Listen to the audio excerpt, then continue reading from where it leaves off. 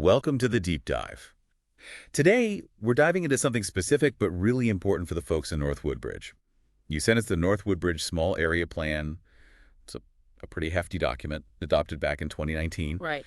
And we've basically done the homework. We're pulling out the key pieces so you can get a clear picture of how this area is set to grow and change. Our mission is to get you well informed, without you having to read the whole thing. Exactly. It's a comprehensive plan, and we've navigated it to find the essential takeaways. We'll be looking closely at three main subareas: the North Woodbridge Town Center, Belmont Bay, and Marumsco. And how they all fit together, presumably. Yeah, that's a big part of it, seeing how the plan tries to connect these somewhat distinct areas. Okay, so let's get into it. We're aiming for more than just a summary here. We want to give you what you really need to know about North Woodbridge's future. Maybe we should start with a quick look back to set the scene. Good idea. History gives context. The Woodbridge area, well, the name itself comes from Thomas Mason's plantation, Woodbridge. Why? Because there was a wooden bridge over the Occoquan River on a key early road. Simple enough. Yeah. And then later, around 1870, a new bridge helped the RF&P Railroad expand that's now part of CSX.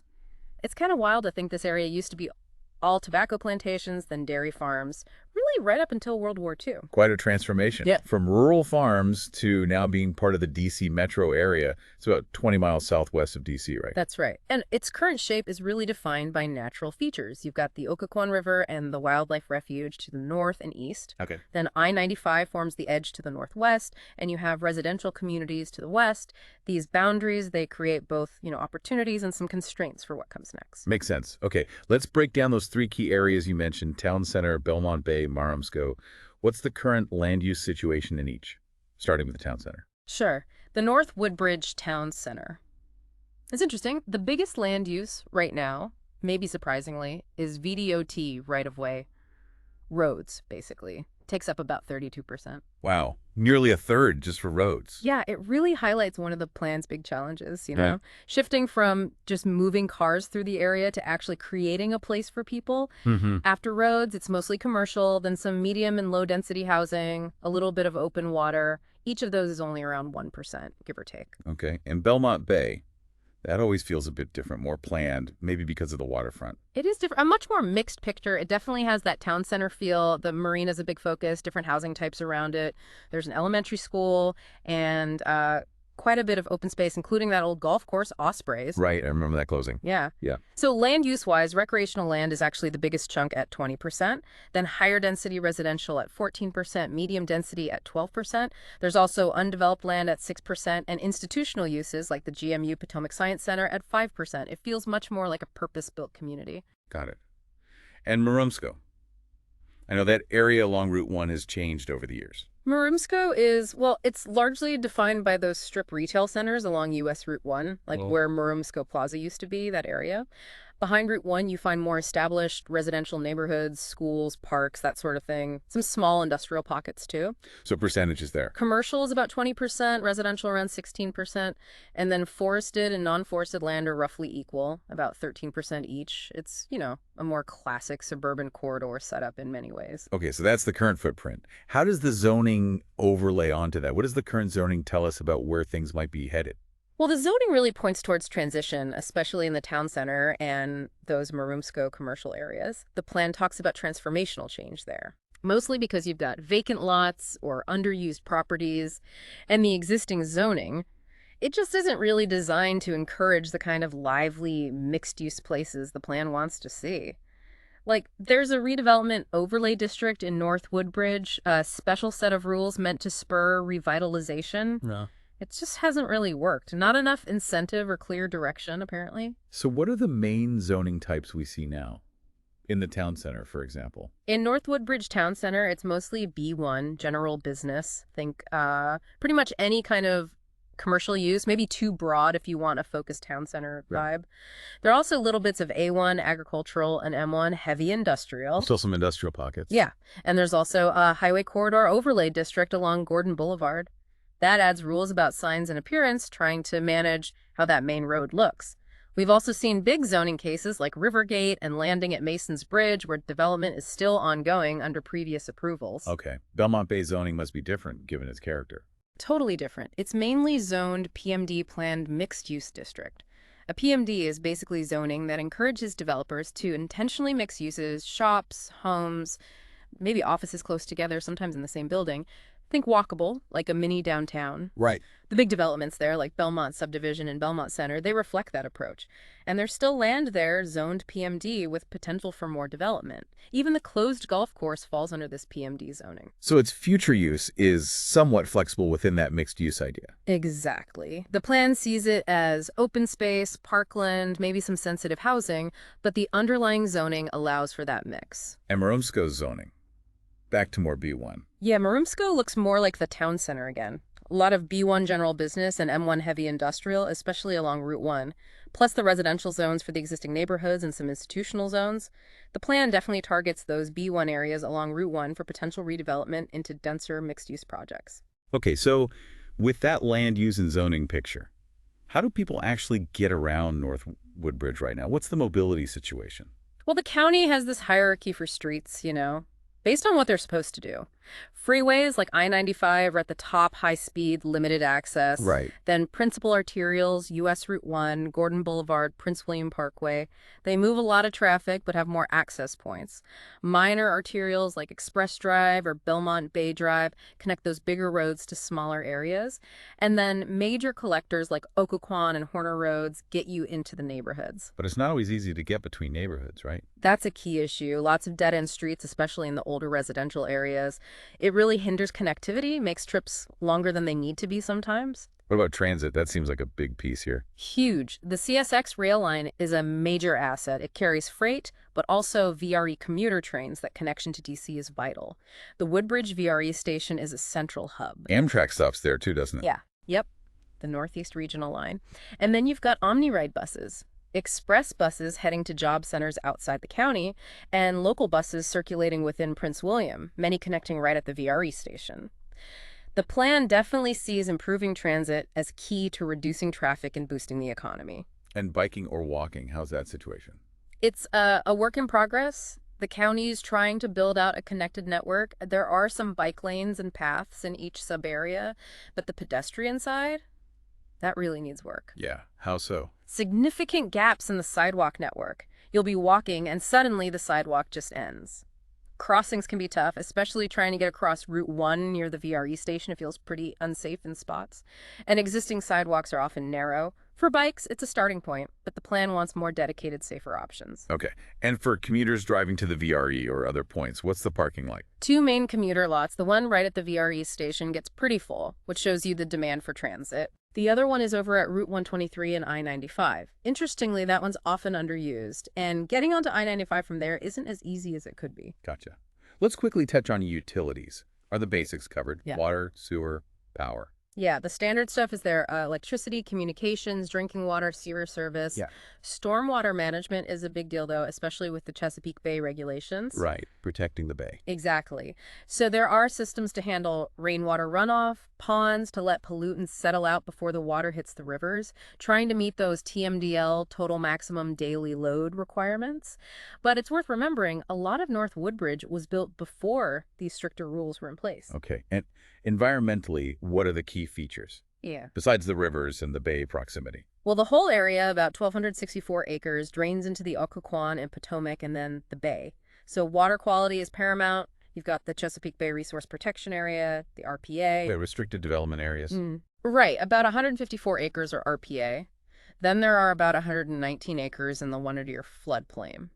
You've also got significant forest cover, around 394 acres, but also a lot of impervious surfaces, roads, parking lots, buildings, about 654 acres. Wow, that's a lot of hard surface, over half the area. Yeah, it is, especially in the town center sub-area, which is the most developed. Each sub-area has its own mix of forest, floodplain, RPA, and pavement, basically. Okay.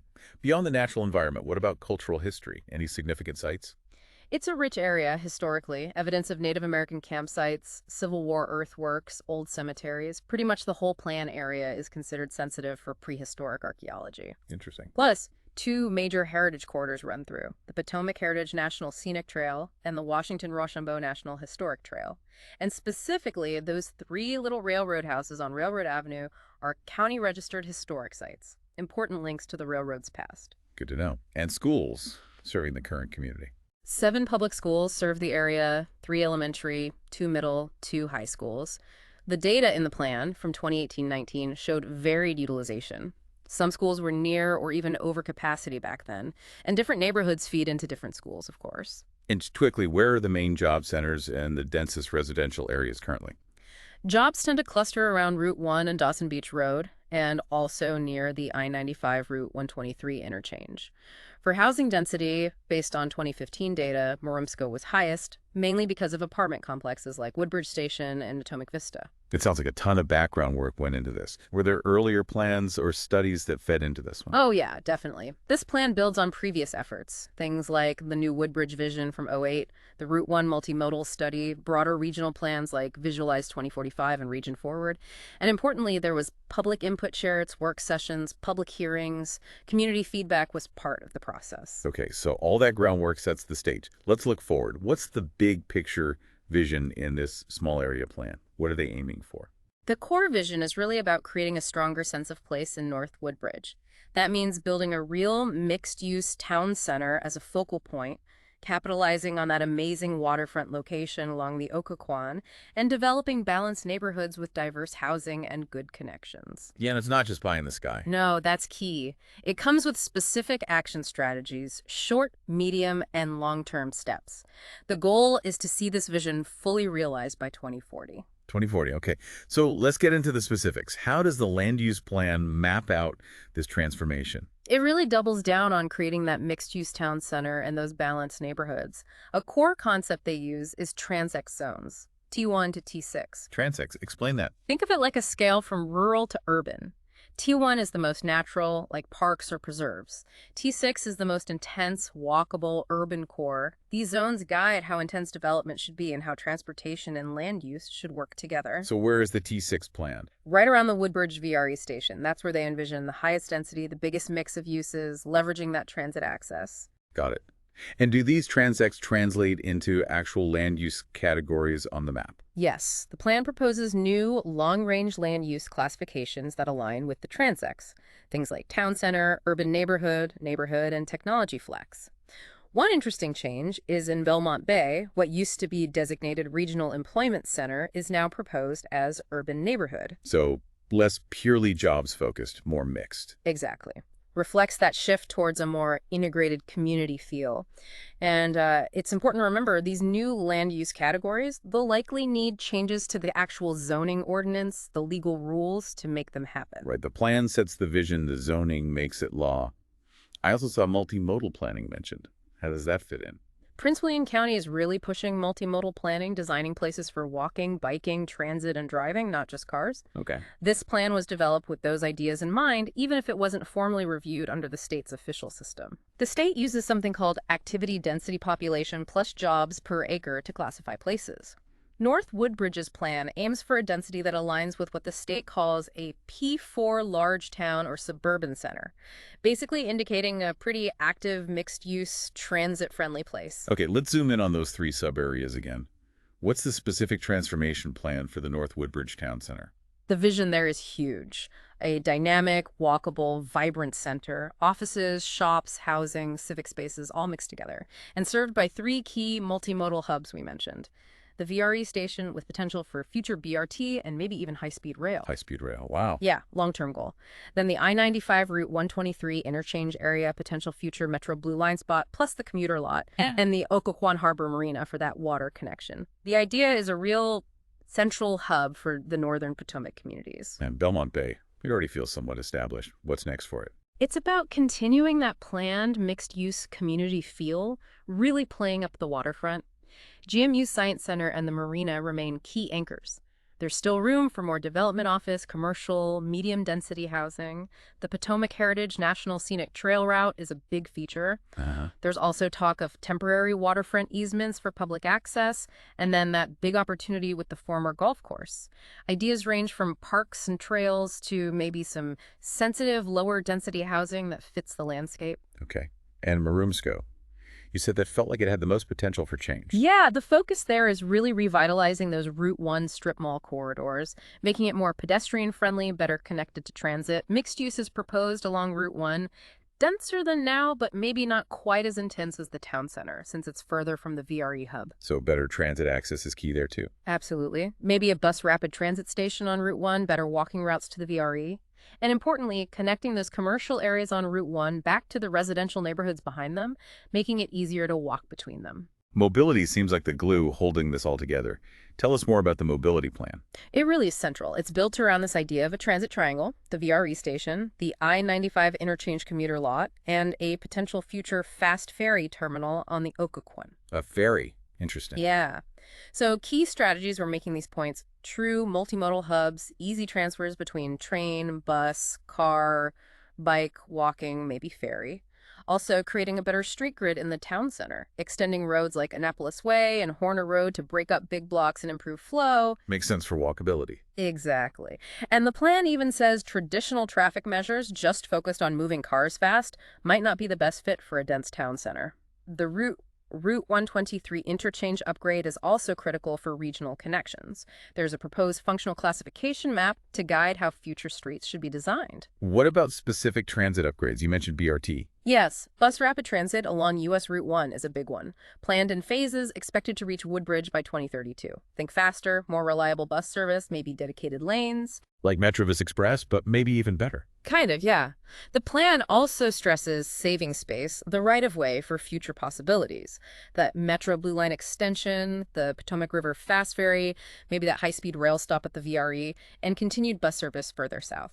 Improving access to the Route 123 I-95 lot is also in there. And what about trails and walking biking connections? Big improvements planned there. The Potomac Heritage National Scenic Trail, the PHNST, is planned to run right through all three subareas. It's a major regional trail, and the plan sees it as a huge asset for recreation and tourism. Defining North Woodbridge as a trail destination, maybe? Potentially, yeah. The plan also includes a Woodbridge pedestrian and bicycle loop for local use and better access to the Occoquan River Blueways for paddling and such. For bikes, expect more on-road lanes, maybe buffered lanes and shared lane markings, plus off-road paths like the PHNST. And for walkers. Sidewalks on both sides of all streets is the goal. High visibility crosswalks. And a really key piece, that proposed pedestrian bridge over Route 1 connecting the VRE station directly to the west side. That would be a game changer for safety and access. That sounds like a totally different street feel. Are there specific design standards for these new streets? Yep. Urban street design standards. They define different street types, boulevard, avenue, street, even private alley, each with characteristics matching the surrounding area and how people are expected to use it. Wider sidewalks, landscaping, different lane configurations, that kind of thing. Okay, so beyond the streets themselves, how does the plan guide the look and feel of the buildings and public spaces? That's the design guidelines part, right? Exactly. The goal here is high-quality, pedestrian-scale development. Safe, attractive, integrated design. These guidelines are part of the broader Potomac community's design guidelines. What are some key building design elements they focus on? It sounds like a lot. It is detailed. They talk about character-making buildings feel human-scaled, visually interesting, using variety in form and materials. Form, thinking about how buildings use the site for energy efficiency, how tall buildings relate to shorter ones. Facade design is big, breaking down walls visually into base, middle, top. Avoiding big blank walls is crucial. So more windows articulation. Yes, definitely. Lots of transparency, especially at ground level for shops and active uses, creating a sense of enclosure along streets and plazas using building placement, using quality, durable exterior materials, making entries obvious, welcoming, safe.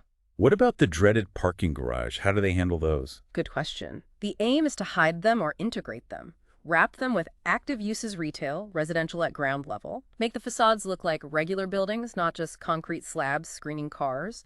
No visible sloping ramps if possible. Basically, don't let parking dominate the streetscape. That makes sense. And the spaces between buildings, lighting, landscaping, plazas. Also covered extensively, lighting for safety, but also to highlight architecture and create atmosphere, not just basic security lights. Building orientation, making sure buildings face the street, create active spaces. Minimizing curb cuts for vehicular access to keep sidewalks continuous. Pushing surface parking to the side or rear, screening it, landscaping it, including walkways within lots. Okay. Then the landscape, streetscape, and public space guidelines get into plaza design, accessible, good seating, nice planting, hardscape materials using varied paving. Trees are huge, selecting the right types, providing enough space for them to grow, using them to define streets. Street furniture benches, trash cans, bike racks, placement, and appearance matter. And public art is encouraged, integrated into the design. Even signage is covered, scaled for pedestrians, not giant car-oriented signs. Wow, that is incredibly comprehensive. They're really trying to shape the whole experience, aren't they? Absolutely. It's about creating a cohesive, high-quality public realm, not just isolated buildings. Let's shift to the natural side again, the green infrastructure plan. What's the vision there? Given the location at the river confluence, it's vital. Goals are protecting the environment, providing recreation, and connecting people to nature. Think trails, parks, stream corridors, trees, sensitive areas, all connected. How does that play out in the different sub-areas? In the town center, it's about the Occoquan shoreline, acquiring land for parks, coordinating the PHNST bridge, putting pocket parks in new developments. That pedestrian bridge to the VRE helps access the waterfront, preserving steep slopes as parkland. Okay. In Belmont Bay, the big piece is redeveloping the old golf course, maybe a linear riverfront park, trails, observation points on the north part, multi-use trails, maybe disc golf on the south part, making it a real recreational asset. And Morrisco. Connecting existing parks like Veterans Memorial to environmental features, creating a green corridor, preserving that big champion black cherry tree in Veterans Park is specifically mentioned, using undeveloped parkland for connections, and overall linking better with the nearby National Wildlife Refuge. Makes sense. Now, preserving history, the cultural resources plan. What's the focus? Identifying, protecting, and celebrating history. Big emphasis on Native American archaeology, especially pre-contact and contact periods, given the river confluence location. High potential for finding villages, interaction sites. Fascinating. Also important are sites related to transport, plantations, the town's development, even post-WWII suburban history, and specifically protecting those 3 railroad houses. So how do they plan to protect these resources? Mandating archaeological surveys, Phase 1, on undeveloped land, like the golf course. If something's found requiring more detailed work, Phase 3. Preserving any discovered human burials carefully, finding funding for surveys, partnering with universities, testing for underwater sites before infrastructure projects, developing a plan for the railroad houses, maybe adaptive reuse, considering view sheds from across the river in Fairfax, installing historical markers, interpretive signs, encouraging developers to use history in their designs, placemaking, and using the PHNST to tell the area's story. That sounds thorough. Okay, shifting gears to the economy. What's the economic development plan strategy? Build on existing strengths. Location, transport, workforce, the GMU Science Center, the marina, available land. Target specific industries with growth potential here. Like what? Advanced manufacturing, federal contracting, tech and R&D, especially leveraging the environmental science angle. Healthcare, IT, life sciences, logistics. And how do they plan to attract and keep these businesses? Supporting existing businesses is key. A business retention and expansion program, looking at zoning updates to attract those target industries, increasing the amount of Class A office space, helping consolidate smaller properties in the technology flex area for logistics companies, and seeking public-private partnerships for key projects. Are there specific financial tools or incentives mentioned? Yes, using existing county incentives like tax rates and the Opportunity Fund, highlighting the Federal Opportunity Zone designation, potentially using tax increment financing, TIF, where future tax gains fund local infrastructure. Maybe business improvement districts, BIDs, where businesses pool funds for improvements. Also leveraging state resources like Go Virginia grants and other infrastructure funding programs. And county capital improvement projects like burying utilities at Route 1123 or improving Route 1 itself also support economic development. With all this growth planned, public services need to keep up. What's the level of service plan say? Goal is adequate, high-quality facilities, schools, fire, police, libraries for the 2040 population. It encourages integrating these services into mixed-use areas, creating those third places for the community. What are the projected needs? Roughly 1 new fire rescue station, a new police substation in Marumsco, and a satellite office in the town center. Education needs are significant. About 1.5 new elementary schools, part of a new middle school, part of a new high school. Wow, quite a few school seats needed. Yeah. A potential elementary school site is even suggested within a mixed-use project in Marumsco. An additional library facility is needed, maybe co-located with a senior center. For parks, more land needed across different types, neighborhood, community, regional. The old golf course helps, but also need walkable urban parks in the town center and Marumsco. And the plan notes the need to improve broadband and wireless coverage during redevelopment. Transportation improvements are also part of this, funded publicly and privately. This is a seriously complex plan. How do they track all these moving parts? That must be the implementation matrix. Exactly. It's the action plan. It organizes everything by time frame: short, 0 to 5 years, medium 5 to 10, long 10 plus, and ongoing. It says who's responsible, coordinating agency, and the strategy for each action. It's like the master checklist. Can you give a couple of examples? What's short-term versus long-term? Sure, short term. Adopt those design guidelines we talked about, start the business support program, finalize the PHNST route. Medium term, do more historical research, support property consolidation for logistics, improve trail connections. Long term, big stuff like redesigning the Route 1123 interchange, maybe pursuing that high-speed rail stop. Ongoing, keep researching history, monitor if public facilities are keeping up. It also lists specific projects like the pedestrian bridge long term, pocket parks medium term, the new elementary school long term. Okay, that puts it all together. This has been a really comprehensive deep dive. What are the main takeaways for our listeners thinking about North Woodbridge's future? I think the biggest takeaway is the scale of the ambition here. This plan outlines a major transformation, turning North Woodbridge into a place with a vibrant town center, better connections, more amenities, and a stronger identity, really leveraging that waterfront. It's a detailed roadmap for the next couple of decades. Anything particularly surprising or intriguing that jumped out at you during this? Well, the high-speed rail mention, even as a long-term goal, is definitely ambitious. The sheer detail in the design guidelines shows a real commitment to shaping the quality of development,